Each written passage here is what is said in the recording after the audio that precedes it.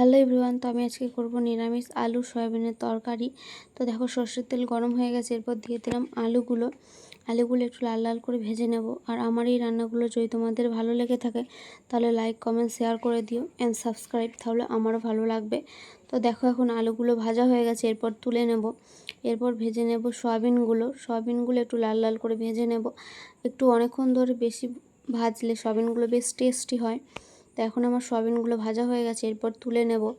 এরপর দিয়ে দিলাম সর্ষের তেল, শুকনো লঙ্কা, জিরে গোটা গরম মশলা, এলাচ, দারচিনি দিয়ে একটু ভালো করে নাড়াচাড়া করে দিয়ে দেবো পেস্ট, টমেটো, আদা, কাঁচা লঙ্কার পেস্ট।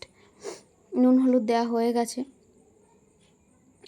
এবার তেল ছেড়ে এসেছে। এরপর দেবো কাশ্মীরি শুকনো লঙ্কা, ধনে গুঁড়ো, জিরে গুঁড়ো, চিনি স্বাদ মতো দিয়ে একটু ভালো করে নাড়াচাড়া করে মশলাটা একটু কষাবো। যখন তেল ছেড়ে আসবে তখন ভেজে রাখা সয়াবিন আলুগুলো দিয়ে দেবো। দেখো তেল ছেড়েই এসেছে। এরপর দিয়ে দেবো ভেজে রাখা সয়াবিন আলুগুলো দিয়ে নাড়াচাড়া করবো, একটু অনেকক্ষণ ধরে কষাবো। কষানোর পর একটু পরিমাণ মতো জল দিলাম, জল দিয়ে একটু ফুটে আসবে তরকারিটা।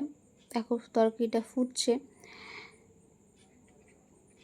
তো এখন আমাদের রেডি হয়ে গেছে নিরামিষ সয়াবিন আলুর তরকারি।